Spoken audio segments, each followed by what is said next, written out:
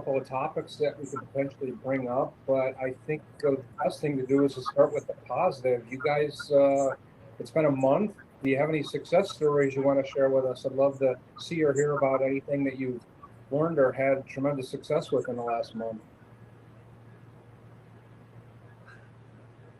Dennis, why don't we start with you, buddy? Yeah, you're smiling. What do you got? Yes. I didn't know who was going to start.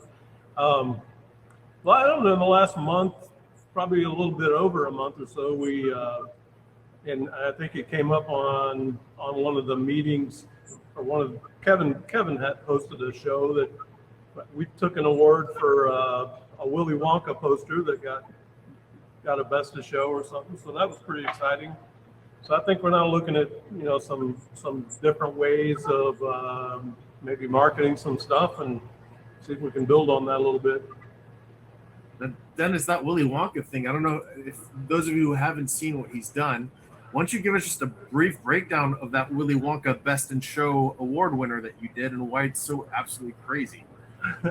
Well, our owner, I've been here about 7 years, and I would say for that entire 7 years, our owner has talked about wanting to do some things with foil, like duotones, things like that, and just do some crazy looking stuff. And finally we landed on one that he liked, and so we did a 7-pass job of a poster of Willy Wonka. I don't happen to have one sitting here. I could show it. I should have brought one, I guess, but yeah. So I think we, a lot of people thought it was pretty cool looking. You did 7 passes of foil, no ink, and it looks like it's been printed. Wow. Yeah. What were your biggest challenges with that project? Yeah, I wasn't the one that ran it. We had an operator that created it and ran it at the time, but I think his I don't know, at least on our machine, I think we battled a little bit with like stitch lines in the solid areas, things like that. So he had a hard time kind of getting all the stitch lines and bubbles, things like that out of it. So if we mass produce the thing, I think we'd have to take a look at at how we got past all that stuff. But. Awesome. Marco, what about you? What have you done the past month? In past month, basically nothing, because my Courier Shine still didn't be assembled. I'm from DIS in Konica Minolta in Zagreb. I'm not on operator on commercial job print house. I'm more on a technical advanced operator side support for our customers. Oh, very cool. And just I'm here just to know the guys who are basically working on the machines and what the problems they have. This is my reason to come to this society, let's say. Yeah, that's very underrated, being able to spend time with the techs. Often they won't trade, they won't give you a lot of information once they leave, or they're hard to get a hold of.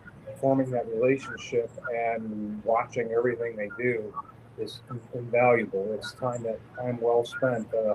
Owners will sometimes say, "Hey, why don't you go do something else while they're doing that?" And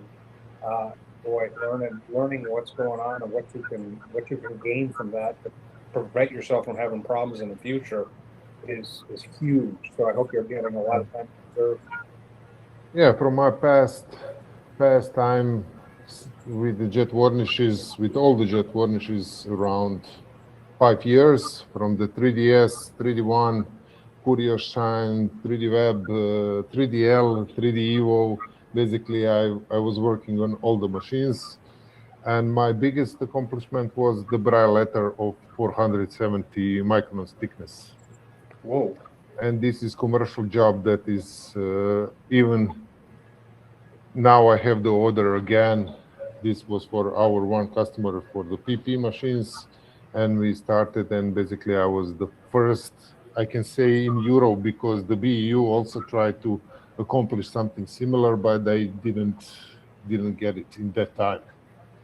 No. It was 2018, yes, the first time It was 420 microns braille letter for the pharmacy boxes, and the job is still okay and still working every year. 50 sheets on plastic material. Wow, that's And impressive. yes. So it's funny because we Yeah. used to do a lot of testing for Braille. We have a lot of good. We had good connections with the National Braille RNIB and here in the U.S. And when we first started building out our Braille dots, we were doing 3 passes. I think it was like 87 microns per pass. And the way that we approached it is we took the Braille file. We did the first pass normal. Second pass, we would take 1 or 2 pixels off, so we would choke by 2 pixels. And the third pass, we'd choke again 1 or 2 pixels. So what you ended up with was almost like a pyramid. And what we realized was people had trouble reading it if we built up the varnish dot that way. And what we ended up doing is inverting the pyramid, meaning our first pass would be the smallest pass, the second pass would be a little bit bigger, and the third pass would be the biggest one. And so that way you had a nice round surface that people can actually feel with the surface of their fingers. So I don't know if anybody's tested that or tried that, but it's that's something that I saw work in the field here. Do something from the box.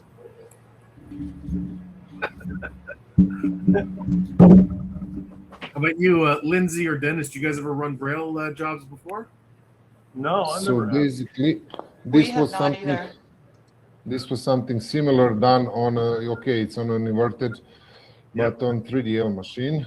It was until 600 microns thickness. So 1, 2, 3, 4, 5, 6, 7, 8 passes. 8 passes of 75 microns. And nothing, just pass over pass over pass over pass over pass.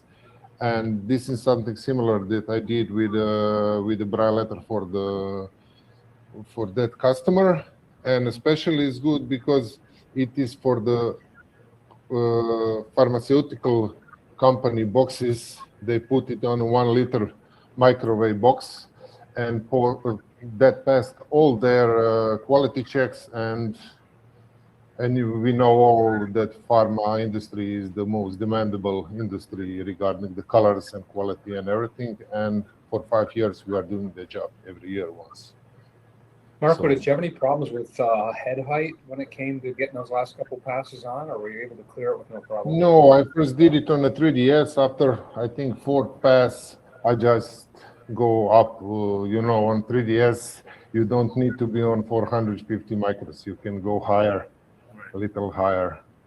Never mind, it's stated 450, and you can put 500, and you have the orange just exclamation, but machine will work. You just need to be aware of the height for the UV lamps because they are fixed, and everything else is working basically without the problem. He sounds like you can. Yeah, well, they put those adjustable bolts on there for a reason. They can be adjusted. Ken is the king of just taking his machine and making it work. I hope everybody's learning like I am, but I have even more questions. Did you have any registration issues as you got to multiple passes after heat and things like that? Yeah, I had a little misregistration, let's say 2 pixels or something, but I didn't, as everything passed the quality test regarding the pharmacy, so I didn't bother with spot on registration. So I get the height. I even didn't get any standard from them. I just found out that standard myself, and I did it on that way, and now I need to do it on this way every time when they ask for it. Did you leave yourself any targets or any marks for the scanner to pick up on? No, basically it was the first time it was done on 3DS, only on the margin table and the top cell positioning, and machine was spot on. No Yeah. scanning. That's Wow. surprising. That's crazy. No, only for me 3DS is much better than 3D1 or Courier Shine because you have the margin table and you can play on a mechanical mechanical part of the machine. But machine need to be set it up. Excellent, That's interesting. excellent. Well, Yeah, guys, this was 2016. Yeah, no, 2018. Without the encoder wheel, without anything, wow. You and a guys, two bar machine. Yes. I don't know if you saw what this company is doing. We've been working with her closely, and basically, what she's developed is like an emoji library to replace Braille, because apparently only 10% of blind people can actually read Braille, which was crazy. I didn't understand this, and so we worked with her, and so she's created these raised symbols. I don't know if you guys can see, but these are for like this is for the beauty line. So if I'm in the shower and I have soap in my eye and I reach out and I touch and I go, okay, this is a shampoo and this is a conditioner, or this is my day cream or my night cream. This is my exfoliator. So I could just touch, and basically any language. It's like this new language that she's developing to work with brands. So she's actually looking for somebody who can maybe help with bigger runs in North America. So I don't know if anybody's interested in that. Dennis, I don't know if you guys want me to connect you guys, but she's been looking. Definitely look at it. Yeah, or Lindsay too. I don't know if that's something that you guys could do. Yeah, for sure. Joe would know right off the bat if it's a good fit. Yeah, very cool, very cool. Exciting stuff. This is what we call functional embellishments, right, Ken? It's not just sexy print. It's about actually helping people who have disabilities using today's technology. It's great. Yeah, definitely, it serves a purpose. It's always nice thinking outside the box to what can actually happen. Lindsay, you're kind of quiet. You must have had some successful projects lately. What have you been doing? I am actually more on the design and pre-press side. I'm here from our team to kind of like take notes, gather information, troubleshoot. I mean, listen how you guys troubleshoot any problems you might be having, see if they can apply to us. We at NAPCO are in full swing with our short run program. So I know they've been working really hard on that. We've got a big self-promotional piece coming up soon. We should be starting to run that probably first week of August. So we'll definitely have something next month, something big to show you guys. Is that the vinyl one? It's not. No, that one slipped my mind. Thank you, Kevin. We did do like a making vinyl, like vinyl record collection. Really, it's jacket sleeves, and then we did a slip case and a 2-piece set box, but they're all embellished. We keep using the word groovy. They're so groovy. They're all over our social media. We just have had so much fun with those, and they ran great from what I've heard. Yeah. Joe actually sent us a sample, and Aaron's gonna do. My son's gonna do an unboxing. Oh, great! I'm so excited. Yeah. His last one for us was perfect. I love it. I went to Rob and I showed him the video. I said, so, Aaron made a joke about NAPCO. It's a company where you take naps. I was like, we can implement this, right? We can have some naps now. He's the best. That was so much fun. Yeah, that's funny. That's good stuff. Well, I've had some questions in the last more recently about substrate and surface tension, and some interesting questions and processes about how paper is brought into a shop and how it's acclimated. I'm curious because when I was the operator, I'd like to get involved really early with the paper and the substrate, whether it be acclimating it to shop conditions, keeping it wrapped as long as possible. I know when big sheets needed to be cut down, there's an awful lot of concerns about how much it can change and how flat it stays, so it gets under the inkjet heads. Especially with the cut sheets, I would not want it cut until the job was ready to run on press. And then I wanted to get my hands on it as soon as possible, because being in Arizona, it would be very dry. As soon as you opened up those 4 edges of cut, it would change dramatically within the first couple of hours. I don't know what it's like for you guys, but are you involved early on in the process at all? And do you try and keep your environmental conditions as tightly under wraps as you can? Speaking for us, unfortunately, or fortunately, we get almost all of our work from printers around the Midwest, and the work's riding over on a truck in the 95 degrees outside, very humid. So sheets come in. Yeah, especially before they go through the MGI, we're definitely going to bring them in, unwrap them, or bring them. Our MGI room's kind of climate controlled. I mean, I've got an AC unit, dehumidifiers, all that kind of help with that. So we like to bring it into there and just leave it setting to get it acclimated. So you put something on top of it to keep it flat as well as wrap it, or how do you wrap it? Sometimes, yeah, if it's, or we'll bring it in and unwrap it so that, so that the air conditioning can get the moisture out, type of thing.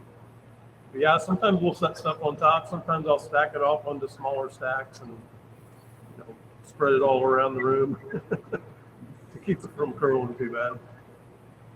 Marco, do you have any habits when it comes to substrate? Regarding substrate, my biggest problem was lamination, after lamination, basically, because I did several jobs for our customer with the PP machines. They printed on offset. They are a book producer, big book producer, and the covers, they always laminate. And after lamination, I get waves and everything, especially in the small formats. In 32 SRA3 format, after lamination, even one of our customers now with the Curio Shine, they have the problem. After lamination, they have the waviness, and I need to find out something to help them because the vacuum is not enough on a belt, not enough to have the straight sheet under the heads. So how do you go ahead? I'm sorry, Kevin. No, you go ahead.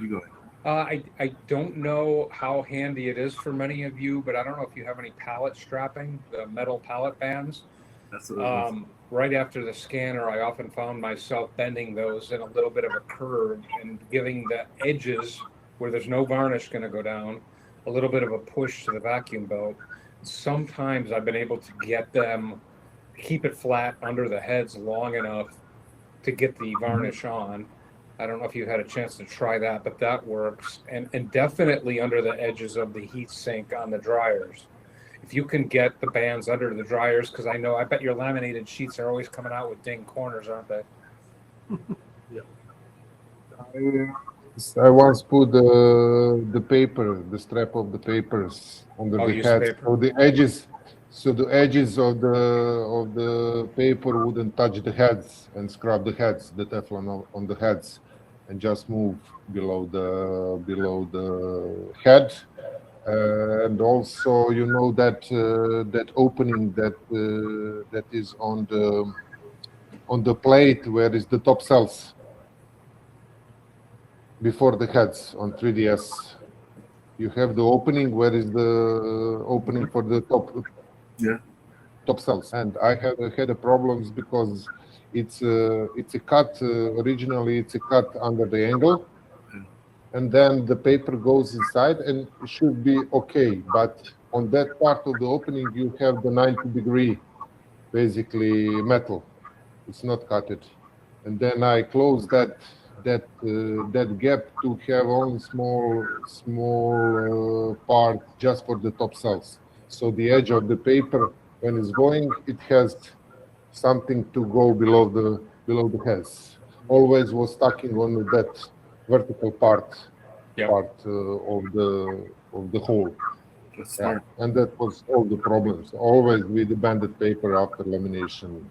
On the normal paper, no problem with the normal print.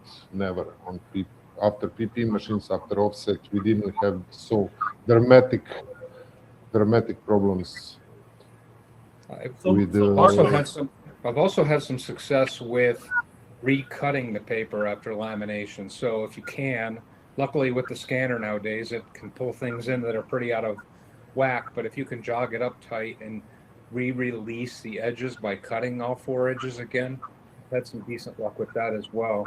I don't know why that works with lamination, but I guess it does relieve some of the tightness and curl when you do that. So I don't know if you're giving that a try. Somebody else was going to talk. Yeah, I was going to ask Marco. You talked about putting straps up under the heads to keep the sheet flatter.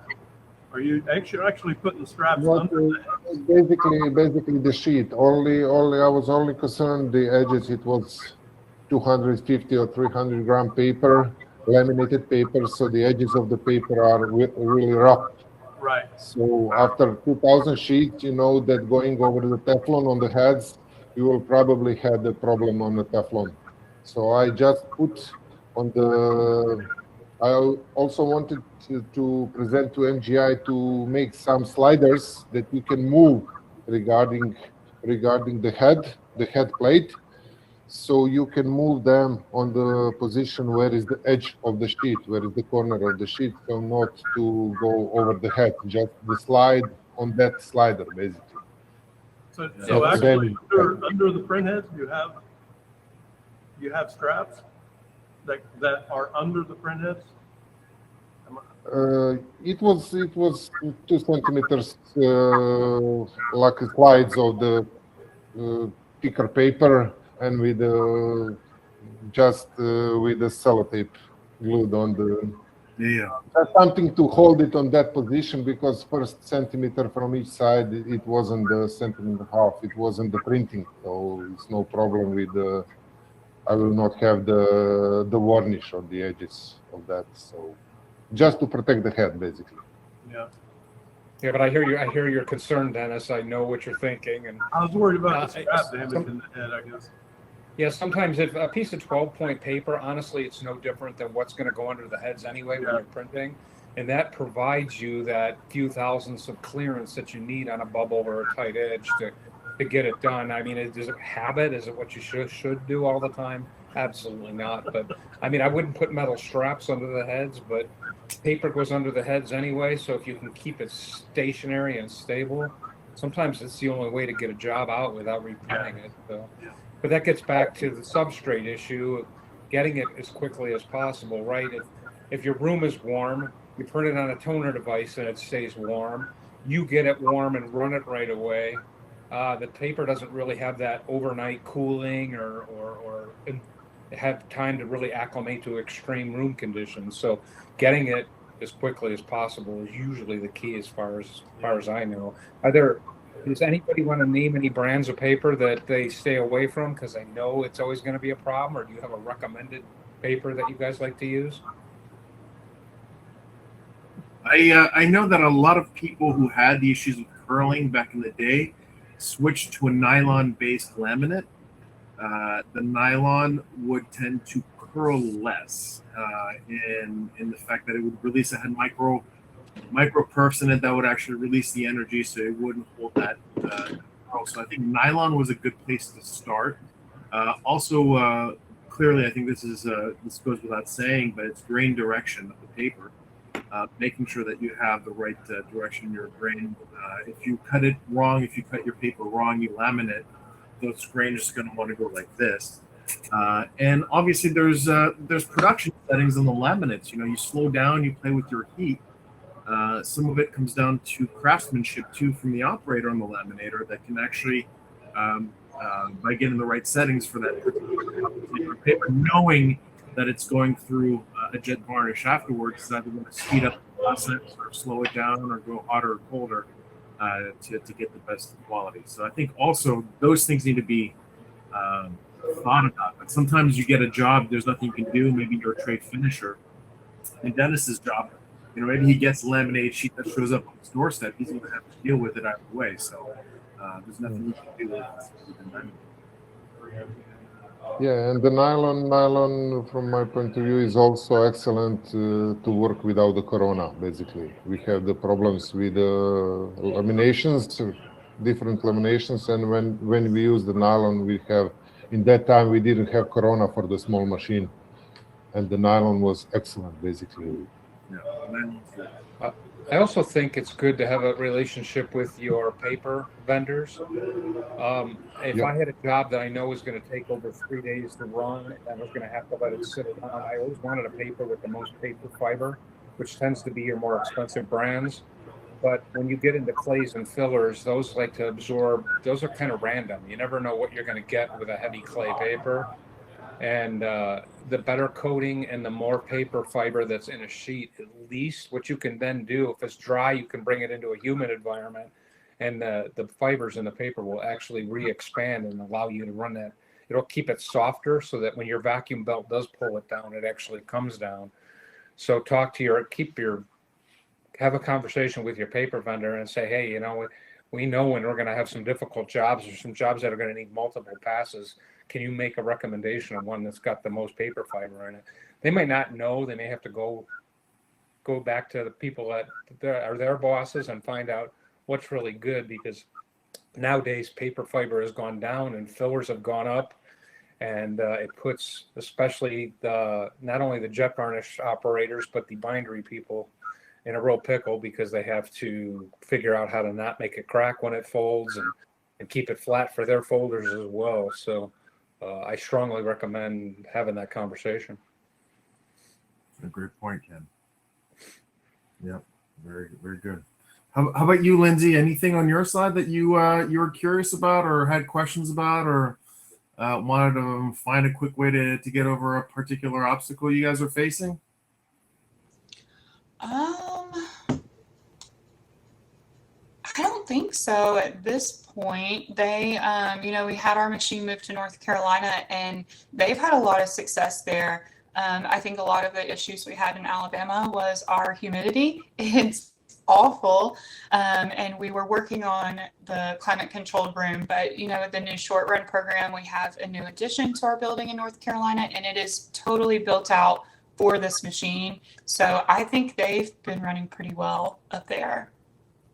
That's great. Ken, what do you think about how important is that environment when you're running this kind of technology? As an operator that had to do it in a room that slowly got better over time, I can tell you it makes all the difference in the world, especially with, lines and jet outs and especially when it has to do with the varnish, right? I mean, your carriage picking up debris, your head's picking up debris, the paper staying flat. I could go on, but it also is good to have your digital printing devices in the same room as a jet varnish, right? Because you're going to get the product right afterwards. So maybe in the case of a KM1 or IS-29, that's a little impossible, but I think if you can get your toner devices near the jet varnish and keep the substrate consistent throughout the run, it's crucial. And clean as well, right?